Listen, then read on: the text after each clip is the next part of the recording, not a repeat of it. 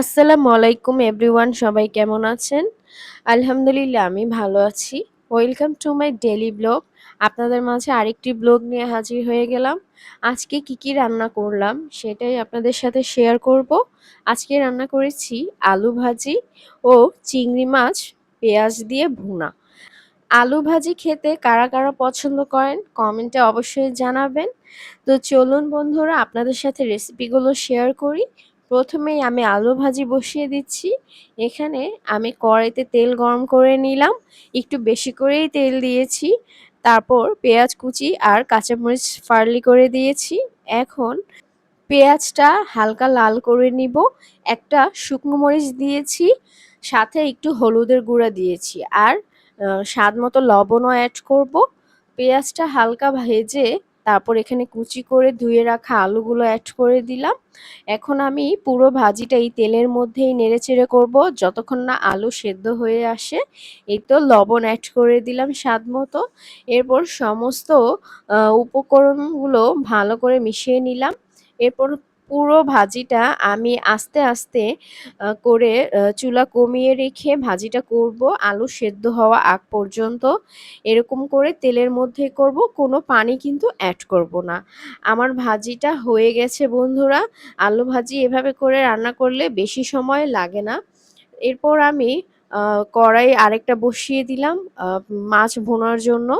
এখানে আমি তেল গরম করে তারপর পেঁয়াজ কুচি দিয়েছি। এখানে আমি অনেকগুলো পেঁয়াজ কুচি দিয়েছি, যেহেতু মাছটা পেঁয়াজ দিয়েই ভুনা করব এজন্য একটু পেঁয়াজ বেশি দিয়েছি। এরপর আমি মাছগুলো অ্যাড করে দিলাম। এখানে আমি অনেকগুলো চিংড়ি মাছ নিয়েছি, প্রায় ২৫০ গ্রামের মতো হবে। সবগুলোই নিয়েছি। এরপর আমি পেঁয়াজ আর চিংড়ি মাছ একসাথে ভেজে নিচ্ছি। আর আমি আজকে একটু কচুরমুখী ভর্তা করব, এজন্য আমি কচুরমুখীগুলো সেদ্ধ বসিয়ে দিয়েছি। এখন আমি আমার মাছের মধ্যে মশলা অ্যাড করছি। আদা রসুন বাটা, জিরা বাটা অ্যাড করলাম। তারপর হলুদের গুঁড়া, মরিচের গুঁড়া ও ধনিয়ার গুঁড়ো অ্যাড করলাম স্বাদ মতো লবণ দিয়ে। এখন আমি তেলের মধ্যে মশলাগুলো ভেজে নিচ্ছি। এরপর আমি এতে পানি অ্যাড করে দিচ্ছি।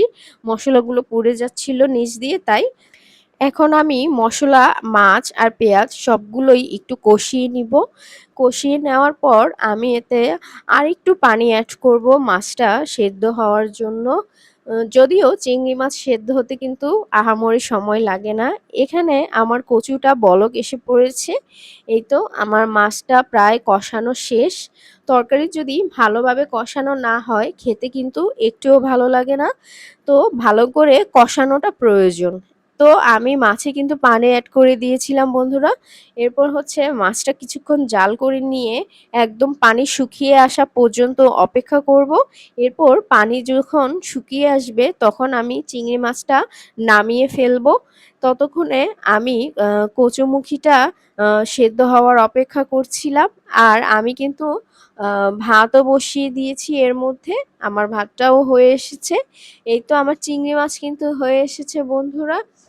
আর আমার কচুমুখিটা সেদ্ধ হয়নি, তাই ওইটার রেসিপিটা এখানে দিতে পারলাম না। তো এই ছিল আমার আজকের রেসিপি। কেমন লাগলো জানাবেন সবাই। সবাই ভালো থাকবেন, সুস্থ থাকবেন। আল্লাহ হাফেজ।